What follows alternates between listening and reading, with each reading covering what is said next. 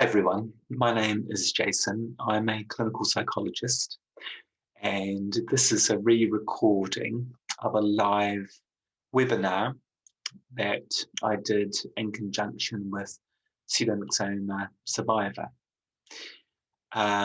We wanted to re-record these talks to give people a chance to watch if they weren't able to be there at the live session. So I'm going to very informally just take you through the slides and the information that was presented. So hopefully you will find the content useful. In session 1, we talked about using values-based behaviour to guide your coping with psychological stress in the face of cancer and other serious medical conditions. In the second talk, we talked about grief and loss in the context of cancer. And this talk is going to look at anxiety. This is a really common issue for people. And we're going to think about some important pieces of information about anxiety, and then talk about some strategies which will introduce a little bit of new stuff, but also recap or remind you of the strategies that we talked about in the first and second talks in this series. Okay. So this is Charlotte, my wife, who died in 2017. She battled pseudomyxoma for over 7 years. And she continues to be an important source of motivation and a compass for me to think about what I do in my work, making sure it's kind of meaningful and important. So, as with the other talks, some of the content might be a little bit uncomfortable or even distressing for you. This is kind of completely normal. We're not talking about we went on holiday. We're talking about really difficult issues. So you should feel free to take a break if you need to. Pause the recording, come back to the recording if you want. Talk to someone who's a good support person for you afterwards, or even look at some more formal sources of support if you need to. And just on this slide, we've got just a couple of examples, one from the UK and one from the US. But I'm sure there is a service local to you, no matter where you're watching this recording from. So we're going to think about some basics of the ABCs of cancer, just to give us, of anxiety, sorry, just to give you some kind of context and some general information. We're going to think about the sources of anxiety in general and with regards to cancer specifically. And then we're going to think about anxiety management in terms of recap of strategies that we've covered in the previous talks, and to look specifically at something called safety behaviours, which is really important in the context of anxiety. Right. So in the live talk, posed a series of questions, got people's comments. Obviously, we can't do this in the recording, but I just wanted to show you the questions that were asked in the talk anyway. And the first question I posed for this particular talk was, what does anxiety mean to you? By that, I was asking for people's comments around how anxiety manifests for them, or what it looks like to them, or what stands out as most significant. And people talked about physical sensations, symptoms, heart racing, that sort of thing. People talked about thoughts or cognitive component to their anxiety, thinking of catastrophic outcomes to feared situations, for example. Anxiety also was talked about in terms of the consequences, so difficulties performing tasks that you otherwise would do or would want to do. So anxiety means all sorts of things to people. And as we'll see through the talk, that variety is really reflected in the description and the information that we covered on what anxiety is. When we think about some core concepts in anxiety, one that springs to mind that's quite relevant, important to mention is fear. So fear is an emotional response that we've all experienced from time to time. And what's really important, and particularly characteristic of fear, is that it's a present moment experience. So the fear that you experience is always a reflection of something in the immediate vicinity or in the here and now. So a tiger creeping up on you, for example, that would cause a lot of fear, and that's something happening in the moment. Yeah, so the threat is real, it's clear, and it's immediate. It's right there. So fear can be thought of as a motivational state that the body switches into and triggering the alarm response, either fight, flight, or freeze.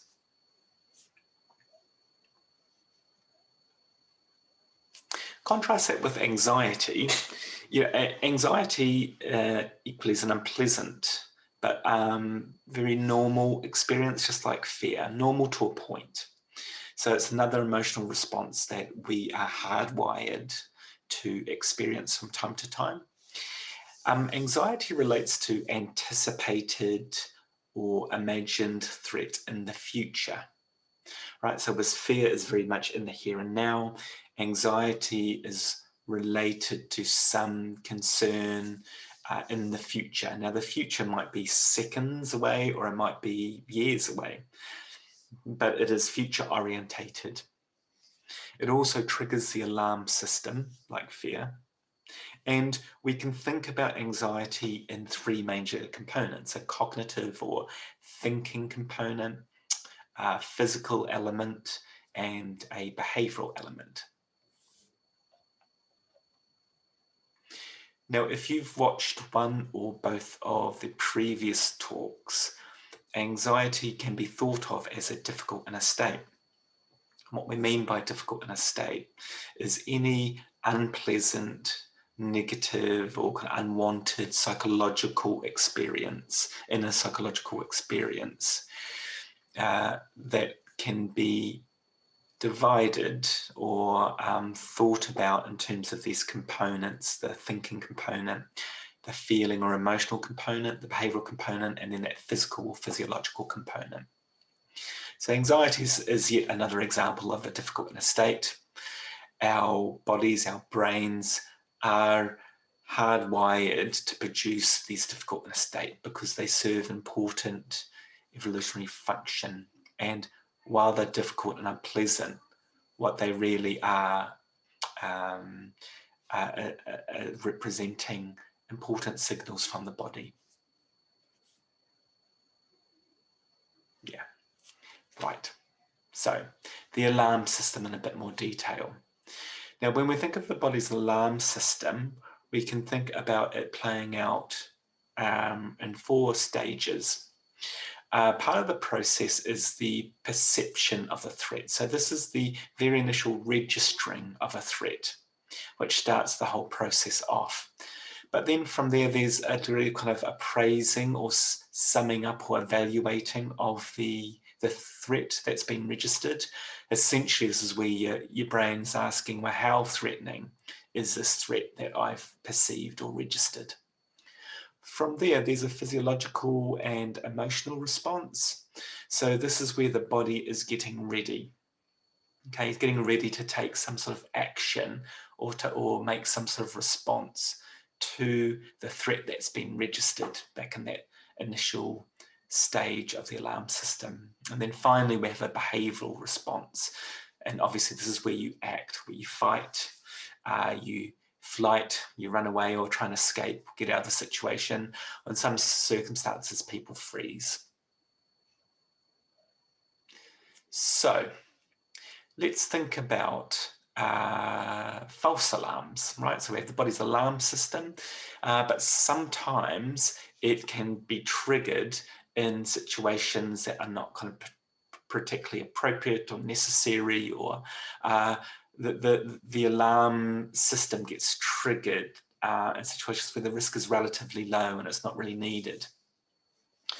So false alarms are caused by a number of different psychological processes. One of those is avoidance. Now, the reason why avoidance promotes or encourages false alarms is that avoidance prevents new learning taking place. So if you fear that you're going to get ridiculed in some sort of social situation, a social event like going to a party, then that might result in you avoiding that social situation, that scenario, and assuming that the risk of ridicule in practice was actually relatively low. What's happening here is that you lose the opportunity to learn through experience that that false alarm was unnecessary, or at least out of proportion to the situation or the risk in the real world. So this is why avoidance is unhelpful. It prevents new learning, prevents the ability to say to your brain, hey, look, you predicted this awful thing happening, but when we actually went in there and did the thing, that awful thing didn't result. Another psychological factor that can cause a false alarm is rumination.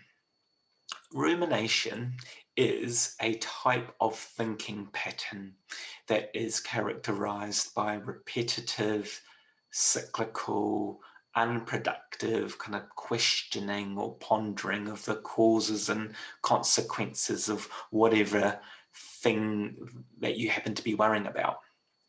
So what happens in rumination is that we often try and predict or plan for every possible danger, but do that in a very kind of unhelpful way. So we might just ask ourselves lots of questions. Why is this happening to me? Why can't I control this? What does this mean for the future? So they're questions that you don't really answer. And all these questions do is just ramp up the false alarm more and more. We can also have a misappraisal of a threat level. So this is kind of overestimating the actual threat in a situation. We might think that something is really, really high risk when in reality the risk is relatively low. So if we're misappraising or overestimating threat level in our lives, then suddenly we're going to have lots more false alarms than if we were having a more accurate appraisal or estimation of the risk. And a final psychological process, but by no means not the only other one, is distress intolerance. What can happen with people in the context of anxiety is that people can generate these unhelpful beliefs that they can't stand or cope with threats and anxiety. So I see this in my practice quite often. People have anxiety, they develop almost this fear of the anxiety or an aversion to the anxiety itself. So they experience so much anxiety that they start to think, well, I actually can't even stand this anxiety anymore, let alone the things that actually trigger it. So the next question that I posed in the live talk was this one.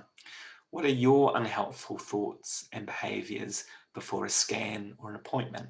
So we're starting to think about scenarios that you might experience with regard to your cancer, or you have in the past at least, that might reliably trigger some anxiety for you.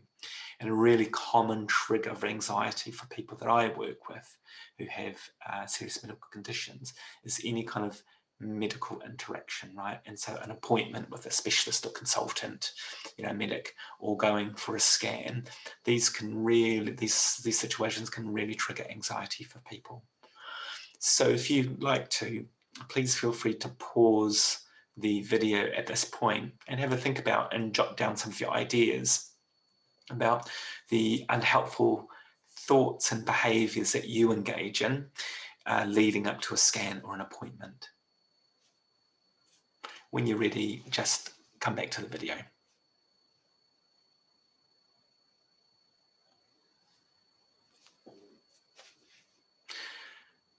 Right, if we think about the example of going for an appointment and think about how that plays out in terms of the body's alarm system, first we'd have the perception of the threat or potential threat.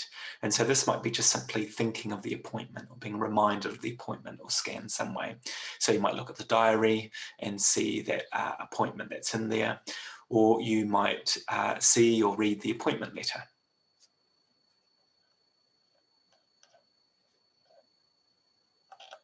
Oops, technology malfunction, right. We're back in the room. Now this appraisal of threat is the next stage in the body's alarm system, as we mentioned previously. And what could happen with going for an appointment? You might ask yourself questions like, well, what happened last time? How have I been feeling physically? What are my beliefs about the course of my illness? What have I heard from other people recently? For example, have I heard lots of examples of people going for an appointment and getting unexpected bad news, for example? So those are just a few examples of the types of questions you might ask or thoughts you might have as you're trying to work out, well, how threatening is this threat that I've perceived?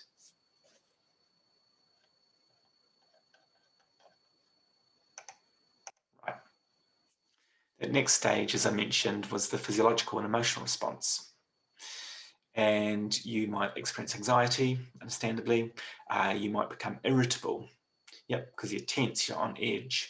And you might notice these physical changes like racing heart, being shaky, can't think straight, can't sleep, have maybe appetite reduces. All these sorts of things can happen as part of this process. And if we think about that final stage of the body's alarm system, we have the behavioural response, where you might try and block it out, block out the fact that you're going for an appointment. You might try and distract yourself. Some people might become more withdrawn and talk less to others. So that's an example of how the threat, the alarm system might kind of play out in terms of those stages.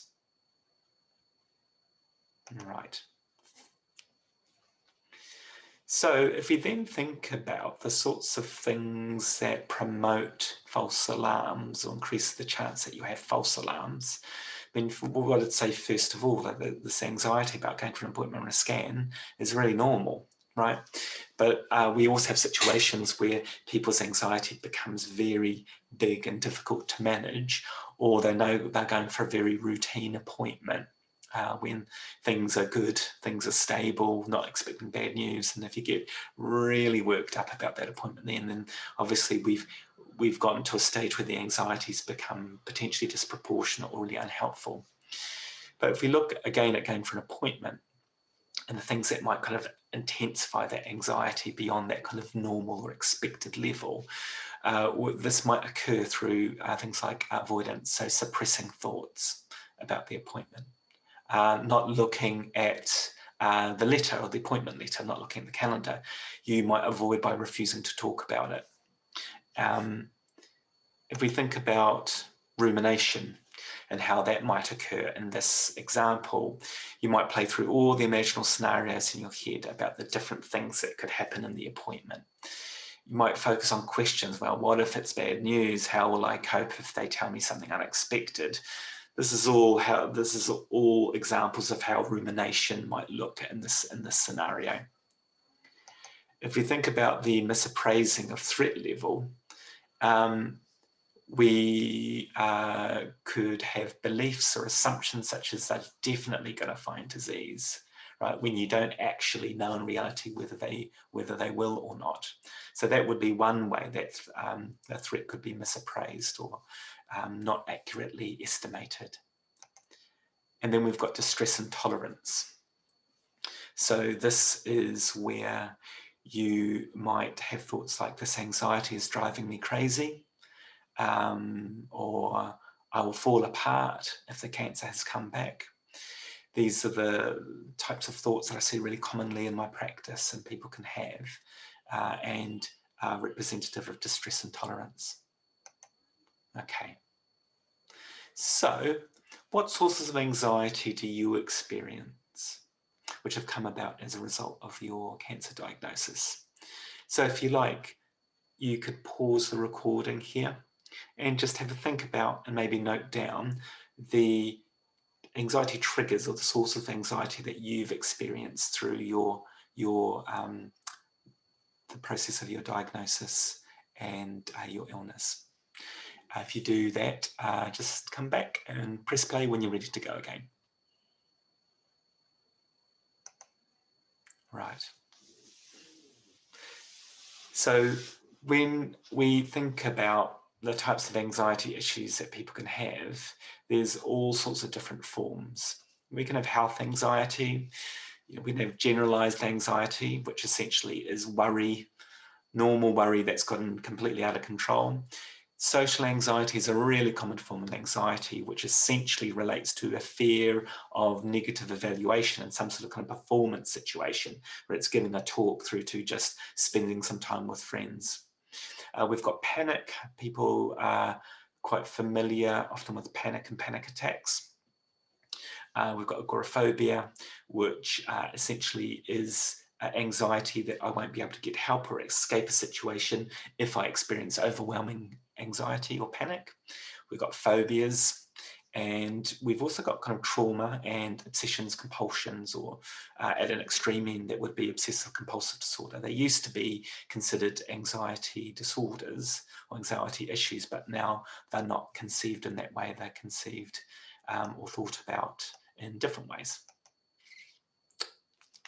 When we think about anxiety more specifically in the context of cancer, we know that there's a high prevalence.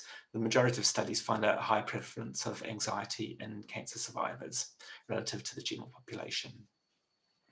And if we think about some risk factors for anxiety, there's a whole range, there's a whole host of them really, and we'd spend a lot of time kind of covering those, so we're not going to. But anything from demographic factors. In general, females are more likely to experience anxiety, diagnosable anxiety conditions than males. But we also have environmental factors, personality factors. These can play into your risk for developing anxiety. Medical conditions, obviously, and if we think about cancer, specific risk factors for anxiety, we've got things like your response to the diagnosis, so the amount of distress you experience, whether you experience a lot of hopelessness, denial. If you have a lot of concern for others, that's just going to ramp up the number of things to worry and be anxious about. Characteristics of the disease itself are quite relevant in anxiety as well. So we've got symptoms, the stage of cancer, the grade, prognosis, your functioning in light of having that disease. All these things contribute to the risk for anxiety and cancer. And then finally, treatment. We've got side effects, long-term complications, financial cost of treatment. All these things contribute as well. Some researchers and theorists have tried to summarize anxiety in the context of cancer. Here's an admirable but quite confusing attempt.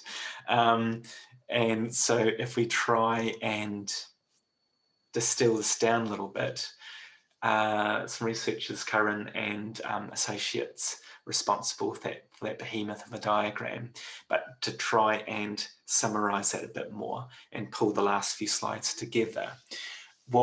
What we think about now is that anxiety and cancer is due to your background factors, life before cancer, so your cultural circumstances or background, your previous experience of illness in yourself or other people. This life before cancer, what was your worldview?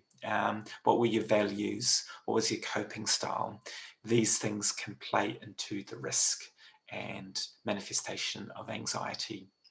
Your current life circumstances are important, social support, the illness impact, for example. The cancer experience itself is relevant, so threat of loss, uncertainty, the degree of control that you have, cancer reminders, and your coping responses. So the take-home message here is that anxiety in general and anxiety in cancer is a complex factor when we try and answer the question, why has this person developed anxiety? And there's a lot going on. And The good news is that there's lots of modifiable things or things that we can address in kind of a treatment or an intervention for people to help them get some relief from their anxiety. Right. So this slide covers some of what we've already talked about. More cancer-specific triggers or factors. Thinking about cancer as a threat to the future can be a source of anxiety for people. And in fact, that future-orientated thinking can be quite relevant. The bottom point there, fear of recurrence, is a really common issue in the people I work with and in the research literature around this. And we've also got some other things there that are important to trigger and maintain cancer-specific anxiety, impact on relationships and interactions. The unknown. We know that when you're diagnosed with cancer, that suddenly there's so much more unknown, so many more unknowns in your life that you have to try and deal with and manage.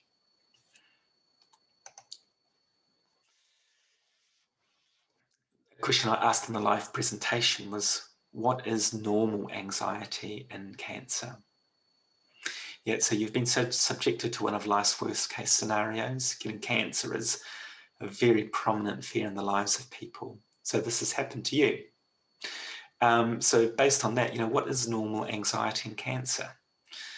And we've got a lot of interesting kind of comments around this in the live talk. And the important message here is that, of course, you're going to experience more anxiety in your life if you're diagnosed with cancer. But later on the talk, we're going to think about some signs and indicators that would suggest that the anxiety's got to the point where perhaps you need some additional support or even some professional assistance, which many people end up doing. So let's move on to think about anxiety management. So this part of the talk is just to give you a bit of a feel for the range of interventions or strategies that are out there. We've talked about some in the first and second talk. And as I said at the beginning of this talk, we're going to recap on those and think about safety behaviours as well. But when we think about anxiety management, we can think about physical strategies, strategies around our thinking, and behavioural strategies. So when we think about physical and emotional strategies, we've got diaphragmatic breathing, which some people find helpful, and we covered that in the first talk. Guided imagery or visualization, and there's lots of resources out there available. Progressive muscle relaxation training, and I've put a link in the slide there for a progressive muscle relaxation exercise that you can undertake. There are many other forms of relaxation, and some people get some relief, short-term relief in the moment, kind of benefit from relaxation training, and something like Payne's Handbook of Relaxation Techniques provides a really wide range of strategies. And sometimes this is offered in cancer services in terms of complementary therapies and treatments. In talk 2, we covered a body scan exercise and talked about expansion, the concept of expansion. And this is part of leaning in to the difficult inner state of anxiety. This can be a really important strategy, particularly when someone's engaging in a lot of avoidance, because we know avoidance can really exacerbate anxiety. So we've got various psychological strategies to get people to gently kind of turn towards the anxiety and take a look at it. Because when we take a look at it, sometimes the fear of it can reduce, and we can learn a lot about what's maintaining the anxiety for a specific person. In talk number 1, we covered some thinking or cognitive strategies, particularly looked at values-based coping, and encourage you to go back and watch that talk if you haven't, to give you a full rundown of that tool that you can use in your life. Noticing and naming anxiety, we also covered that in talk 1. That's being aware of and improving your ability to detect anxiety, preferably in the early stages, name it as anxiety, and then hopefully use some of your more effective anxiety management strategies to try and keep it to a more manageable level, or at least respond to the anxiety in a way that doesn't exacerbate or make it worse. Unhooking is a really useful strategy for some people, mental strategy, where we try and mentally step back from the thoughts, the problematic thoughts that occur as part of your difficult inner state. Challenging unhelpful thoughts, again, that was covered in talk number 1, and we mentioned self-compassion very briefly as well. So a whole range of thinking or thought-related strategies for managing anxiety, which you can hear more about in the first talk. Behavioural strategies.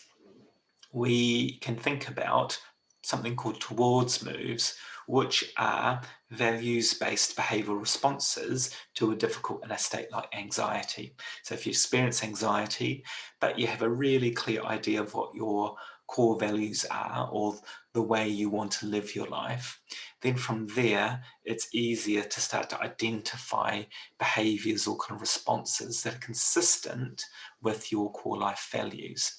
And the beauty about that is that even if you don't experience a great reduction in your anxiety, you're at least responding to it in a values consistent way, or a way that's important or meaningful to you. And in the context of cancer, where anxiety is pretty inevitable, really, you're not going to be able to squash or get rid of all that anxiety. In fact, trying to do so can actually have the opposite of the intended effect. So values-based coping can be really important for people. Social contact, trying to stay connected with people is really important, because we know that's good for our psychological and our physical health. There's a huge body of research backing that up. Also, it can be very good for exposing you to different perspectives, different kind of viewpoints. And so if, as a result of your anxiety, you've got some really unhelpful thinking patterns, the more you stay disconnected with people, the less opportunity you have to have those thoughts kind of challenged or questioned. And being around others, hopefully who are sensible and supportive as well, that's a really nice way to kind of pull you back from those thoughts a little bit and think about, well, are there some other ways to look at this, or do I need to challenge that thinking a bit more? Addressing avoidance and other safety behaviours is really important in the context of anxiety. And so that's what we're going to talk about a little bit now to wrap up the talk. So safety behaviours are behaviours that are carried out to prevent feared outcomes in a given situation. So some safety behaviours are helpful when a concern is real. So if you're crossing a busy road, a safety behaviour would be to look both ways, make sure that you're safe to go across and away you go. Absolutely appropriate, brilliant. But other safety behaviours make anxiety worse, or threats, or they're in response to threats that are hypothetical or unlikely to occur.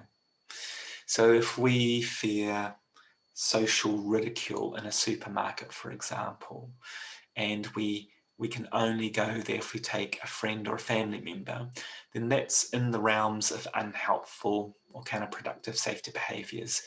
Because in reality, the fear of very deliberate and overt ridicule in a supermarket is pretty unlikely, right? So if we are using safety behaviours to counter a very unlikely situation or scenario, then we've started getting into the realms of doing things that are probably going to drive the anxiety even more. So, avoidance. Avoidance is a really common form of safety behaviour, and often the most important form of safety behaviour to address when I'm working with people. As we talked about, avoidance is a problem because it's a lost learning opportunity for your brain. If you just do nothing but avoid situations that make you anxious, you don't learn that necessarily these worst case scenarios are not going to play out. You don't learn to utilize anxiety management strategies and build your confidence. So for those and other reasons, avoidance is something we want to target and look to reduce and eliminate where possible. Psychologists use something called graded exposure often to address avoidance. And what happens is that we get a list of situations that someone's avoiding because of the anxiety, but they want to return back to. And we look to kind of rank them according to the amount of distress they're likely to occur if the person was to go into that situation or be exposed to that trigger, the anxiety trigger. And using anxiety management skills, we get people to enter these situations repeatedly to give the anxious brain a new learning experience, a new helpful learning experience over and over and over again, to the point where the anxiety that someone experiences hopefully is fairly minimal, or at least quite tolerable. Yep, so that's a little bit about avoidance and safety behaviours, which is a really big part of addressing anxiety for people. So going back to that question, what is normal anxiety? What I wanted to talk about was the types of signs that would indicate that perhaps the anxiety has gotten bigger than we would expect, and it may be time to seek some extra help. So if you're experiencing really persistent anxiety, it's ongoing for weeks on end or longer, that would be an indication. If this anxiety is clearly affecting your day-to-day life, I would recommend that that's time to seek some help, because that's a concerning warning sign. If you're experiencing really significant distress because you're so anxious, so there's a lot of distress around the anxiety, you're saying and thinking things like, this anxiety is ridiculous, it's really out of control, it's out of proportion to the situation, because often people have that awareness that the anxiety has kind of gone too far. That would be another indication, another warning sign to look out for. If anxiety is interfering with your cancer treatment, that's another important sign. If we're seeing, or you're noticing, increasing avoidance of anxiety triggers, that would be another sign, as well as social withdrawal. So you're talking to people less, spending less time with them, seeing them, calling them, texting them less. And if we've got accompanying problems like persistently depressed mood, then that's another important warning sign, because we know that additional psychological problems, particularly low or depressed mood, commonly co-occur with significant anxiety issues. So those are some things to look out for. So to wrap things up, we've talked about the fact that anxiety is a normal emotional state that actually conveys really important information. So tuning into that is important. We can also experience false alarms. This is one of the areas in which psychologists like me address. This is often what happens when anxiety becomes unmanageable or interferes with your life.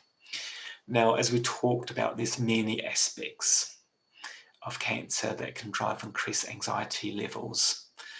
And thankfully, there are several physical, cognitive, and behavioural strategies that can help with your anxiety management. And finally, you should be really wary of avoidance, because this is a key safety behaviour that can really take anxiety to the next level and cause big problems for you. Right. And that's the end of the presentation. I hope you found that useful. Please feel free to reach out if you've got questions, and don't forget about PMP, Pseudomyxoma Survivor Charity. Do some really amazing work, and are there for you to provide support if you yourself are diagnosed with PMP. Great. Thanks for watching, everyone. Take care. See you soon.